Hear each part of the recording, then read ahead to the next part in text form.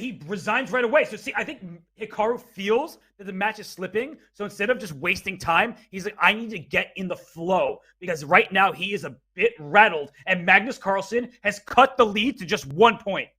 He ties the match with a win in this game, but look at Magnus adhering to his strategy. He's not going to try to do everything at once. He's going to play solid chess.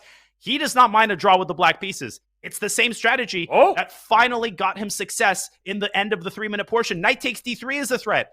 I like the way this is going for him again. Knight f4 threatens. Knight my lands. Right away. You don't have to take a pawn. Just hit the rook, hit the bishop, and then maybe go queen h4 next. Or queen d7 and rook a to e8. You need to bring that rook to the e-file stat. If you're black, he's thinking about queen h4. You can tell. It's a big move, and Hikaru might have to play g3, but the knight goes into h3 with check. Things like that. It looks a bit dodgy, but perhaps the white king is just safe enough. Hikaru is mad. He is really frustrated with how these games have been going. The first 2-game winning streak for Magnus this entire match, and it comes at the perfect moment. But can Magnus produce compensation? He's down 30 seconds, Robert. This isn't looking good all of a sudden. Yeah, Hikaru's just playing easy moves too, right? He pushed his pawn at d4 when it was attacked. He is making simple choices and doing it well. c5 striking. You want to open the board for your bishops and knight e4. So you could take on e4, get opposite colored bishops, but then it's just a healthy extra pawn for white. Hikaru could take a lot of time off the clock. At this point, it doesn't matter. The match is too close.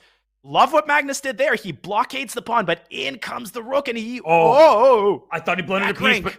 Yes, there is a back rank checkmate. So rook e8, very smart. But if you take on e4, queen takes, there's a mate threatened on h7. But Hikaru is so good at tightening the noose in these types of positions. No risk. He can play this forever. And the moment Magnus slips and that pawn runs into d6, it's over. You got to keep that bishop on d6, firmly entrenched.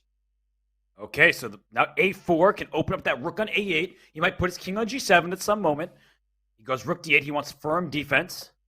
Hikaru trying to induce more weaknesses on the king side and infiltrating to the 7th rank, attacking f7. So many threats here, Robert, and the pawn is hanging. And you can play d6 at any moment. Wow, rook d6, huge move. Opening the diagonal, attacking f7. Magnus pushed to the back. Great awareness by Magnus to play bishop d8. H5, a great choice from Hikaru. H6, if you take, you lose f7, so he goes king f8 now. The h6 pawn is either a strength or a long-term weakness. Magnus making a mad dash to the center. The king is weaker than it's been the whole game. He's basically lost, but still rook holding. F6. Rook F6. Rook F6. D6 check. Rook B7 check. Oh my gosh! He gets what a D6. move! He gets the B7 check in and F7. Wait. He let the king slip. And there was bishop C7 there, but still, this looks like anybody's got Rook F2. Oh my gosh! Bishop C7 threatening mate. And you have to trade queens, but now black is up a pawn all of a sudden, and G3 is weak.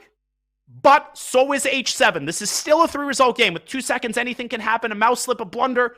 Rook f5, another excellent move. Robert, he's going for that pawn. And he goes king c8. Is that rook trapped? Bishop a6, forced. He goes rook b5. No, you goes trade back. Rooks. Take it. Watch out. The h7 pawn is safe and sound, and h6 is a problem. You might lose this. If black wins h6, he wins the game. Now, if you're Magnus, do not flag. Do not flag. F6. Quick move. Bishop g8, draw. That's a good awareness. No, you can't take it. You can't take the pawn. It's tied.